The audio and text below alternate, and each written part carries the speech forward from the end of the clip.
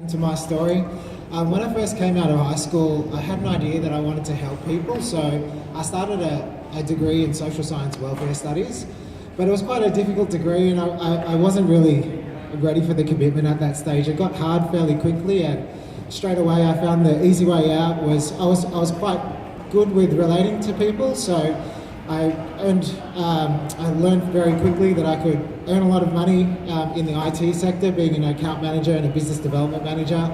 I quite quickly was able to make a six-figure salary, and there was that hole inside that I tried to fill and make me happy with fancy clothes and fancy cars and finding an attractive partner and all these kind of things. I was really just chasing false self-confidence with temporary external things where there was really an internal problem. So that kind of really progressed. I started DJing. I tried to be the popular one. That didn't make me happy either. I tried all the different party drugs around. I started taking amphetamines and ecstasy and all these kind of drugs. I did that for about 10 years and that also wasn't fulfilling, so I took the next step again, which led to a heavy ice addiction that lasted for 5 years. And I'm so glad to still be here today to be able to talk to you people, tell my story. For 5 years straight, I would be up 4, 5, 6 days in a row, and I would sleep for maybe 2-3 days solid, and kept that up for a solid 5 years. So it was very lucky that I could still be alive to share the story today. It led to a whole lot of depression and anxiety and insomnia. My life was absolutely horrible. I hated it all. My relationships turned south really quickly. There wasn't anything my life that I liked, but I just had to keep on going because I had to try and fill this hole. So I think the turning point for me was when I decided to take full responsibility and take full accountability for my life. Everything that in my life that was a problem, I had someone to blame, something for it. Even if some things happened to me, when I decided that I was the one who put myself and made all the choices leading up to make me in the environment that I was today, that all these things were happening. And so as soon as I took that responsibility back off other people, then I was the one who actually had to do something about it. And it was from that point where everything started to change. So what I think was the hardest part about it all was I tried every way that I could to quit the addiction, but the only way that it could possibly work was completely cutting off all ties with anybody who was thinking about it, talking about it, doing it. I had to absolutely cut everyone off that I had been in contact with in the last 10 years. Because as an addict, even the thought, a slight joke or a conversation about the drug, you just need some, and you'll end up getting some within the next half an hour. So that loneliness was probably the hardest thing, dealing with building a whole new life all by myself. So when I was dealing, when I hit rock bottom a couple of times, I would use yoga and meditation as a really like a band-aid type of a treatment. It would help me at the time, but when I decided on rebuilding my life, yoga and meditation became a daily process. So that really helped me to learn happiness again and find full, true happiness. I learned that growth and ending self-suffering by making sure that I'm growing every day is happiness. But I also learned about the interconnectedness that we all have with each other. We can only be happy for ourselves to a certain extent, I believe.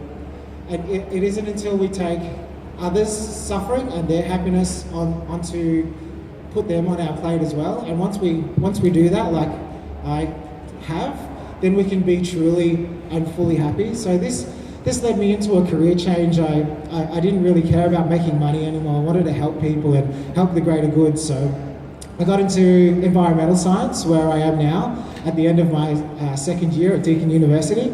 And it was in environmental science where I learned how unnatural animal agriculture is. And I believed up until that stage I always had an affinity to animals, but I always ate them because I thought it was part of the natural process. But environmental science helped to teach me that it's absolutely not natural anymore. We can't have animal agriculture and do it sustainably and ethically with a planet with over 7.4 billion people. So it was good to know that it was the science that led me towards veganism, and since that point, everything absolutely kicked into overdrive. I'm stronger, faster, clearer, sharper. I'm thinking better. I'm more compassionate. I have a happier day every day. It's amazing. It's really boosted me. I do between 10 and 14 hours of exercise a week. Every morning I start with half an hour of yang yoga. I finish every day with half an hour of yin yoga.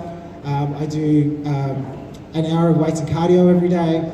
Every day, the meditation after yoga. I also write journaling. I write gratitudes, things that I'm grateful for, and things that I'm wanting to project in my day.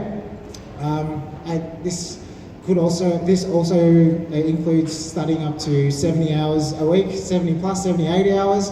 But it's not hard work because I'm actually loving what I'm doing all of a sudden. So since going vegan, I've been able to achieve, just in the last week, I've been able to increase my mark average to a HD average, which I was really happy about. And I was offered a part of the Golden Key Honour Society. I'm now Vice President of the Deakin University Vegan Society. There's my team over there. Hey guys. I went to Costa Rica to do a sea turtle conservation and research project where we're rescuing baby turtles, keeping them safe from predators and poachers. I'm an ambassador for Australian Indigenous mentoring experience. I go into my local high school and work with the Aboriginal youth for Indigenous equality. And also I'm on the advisory board for Deakin now with the environmental sciences, so I take all these students' feedback and opinions on the course to make sure that the course is now relevant for industry moving forward. And I'm now also planning, after my